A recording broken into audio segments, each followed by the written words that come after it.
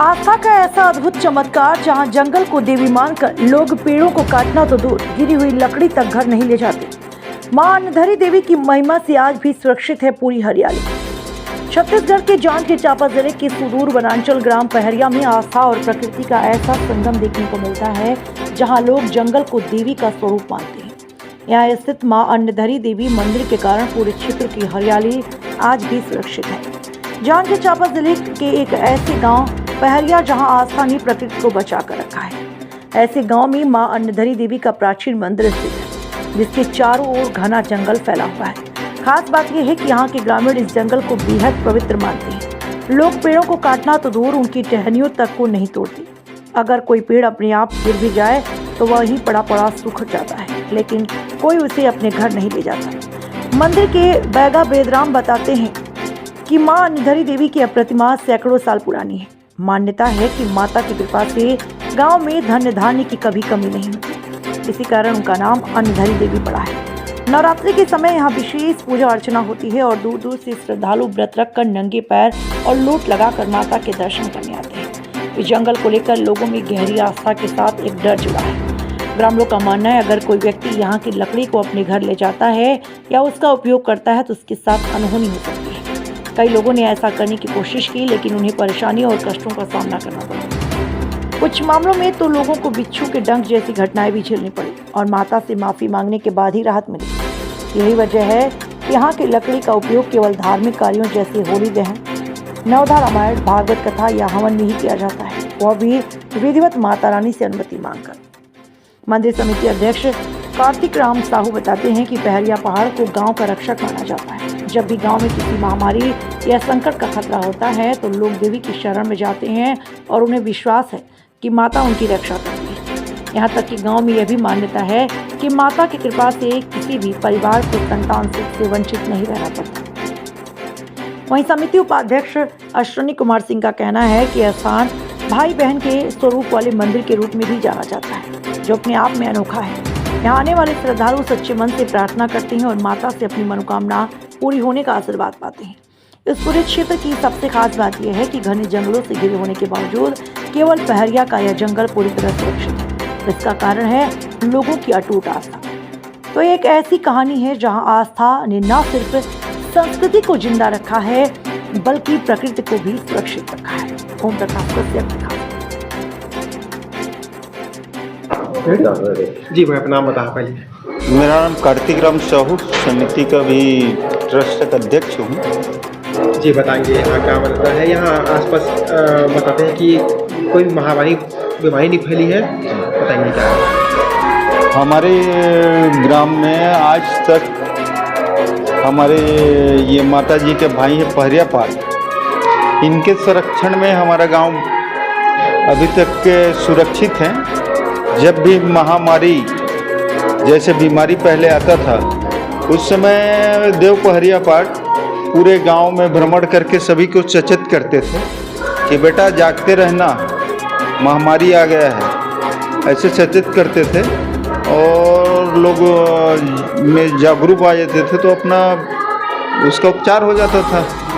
तो इसीलिए ये हमारे संरक्षक हैं पहरिया पाठ, माता जी के संरक्षक तो ही हैं। भाई बहन एक साथ दिखते हैं। हाँ, हमारे यहाँ कहीं भी नहीं है, बताएंगे क्या।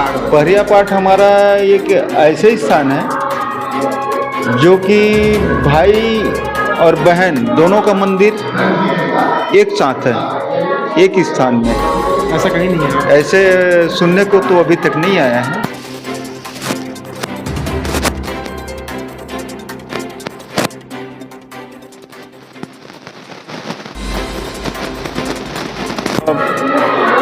बहुत पहले से हमारे यहाँ तो अब जब से जान रहे हैं हमारे गांव में कोई निसंतान दाम्पत्य नहीं है और जिसने भी इसका दुरुपयोग किया है वैसे एक ही है जो प्रत्यक्ष रूप से मतलब इनके आघात पहुंचा है, तो निसंतान है अभी भी। माता रानी की जो मूर्ति है जी जी, क्या चीज़ की बनी है, क्या है, कब से? वो तो आदिकाल से है माता जी की मूर्ति, जिसको अब हम लोग क्या हमारे 10 पीढ़ी के लोग भी नहीं जानते। जो इमली पेड़ के नीचे हैं माता जी, वो भूमि से मतलब भूमि गर्भ से निकले हैं। यहाँ पुजारी पूजा कौन करते हैं, कौन सा समाज से करते हैं? यहाँ का पुजारी तो हमारे यहाँ केवट समाज से बैगा रहते हैं। पूर्वज लोग भी वही लोग पूजा किए हैं। और वैसे शाम सुबह भोग के लिए महाराज जी आते हैं पूजा करने। ठीक है, ये अपना नाम बताओ पहले। मोर नाम वेद राम केवट, पिता उदित राम केवट। बतावा कब मोर उम्र 72 साल और 72 साल के मोर अनुभव है कि हमारी यह माता अंधेरी रहेगा पूर्व मानत मानत आत हैं और महान कृपा करते हमारे गाँव के प्रति। ये नाम पर एक कारण है कि हमारे यहाँ बहुत बड़े अकाल परिस में हर पानी व्यवस्था नहीं थे, तो वहाँ माता कृपा करी सब लड़का मिल के जब पहुँची मंदिर में तो एक मुठा केवल धान दे दी और एक मुठा एक टुकनी बराबर भरत दी। ओकर नाम से अन्नधरी राम पड़े है। और एक विशेष महत्व है जो श्रद्धा से अगर संतान नहीं हो और कहूँ माता के चरण में आके और विशेष आराधना करते और कृपा पाते तो वो पुत्र या पुत्री की प्राप्ति हो जाती है। यही महिमा है।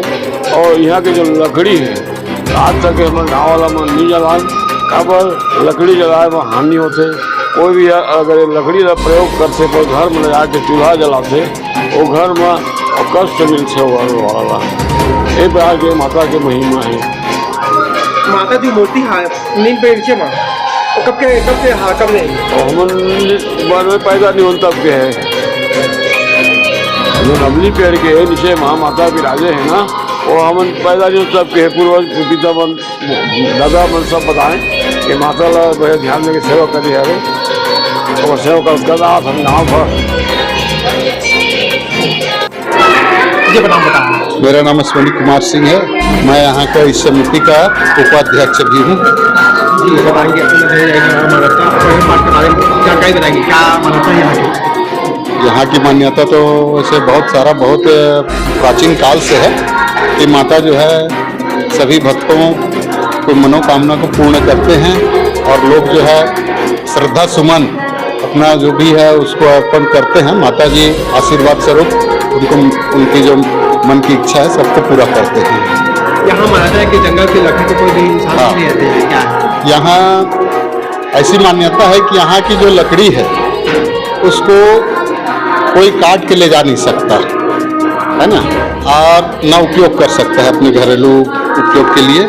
जैसे गांव में कुछ सार्वजनिक कार्यक्रम होता है तो वहाँ भी मतलब अलाव वगैरह जलाने के लिए माँ से अनुमति लेकर जो गिरा पड़ा है लकड़ी सड़ रहा है उसको ले जाते हैं। बाकी यहाँ के जो पेड़ पौधे को नहीं काट सकते।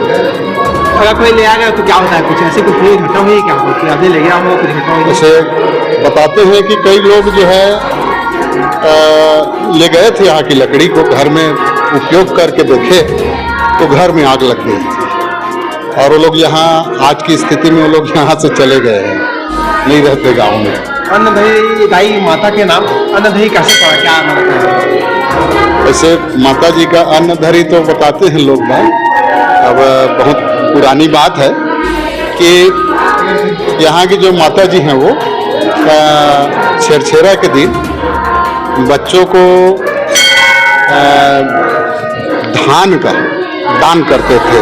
जैसे हम लोग गांव में अपना छेरछेरा के दिन सभी बच्चों को धान देते हैं, वैसे माता जी टुकनी में धान ले जा करके गांव में बांटते थे। ऐसी मान्यता है।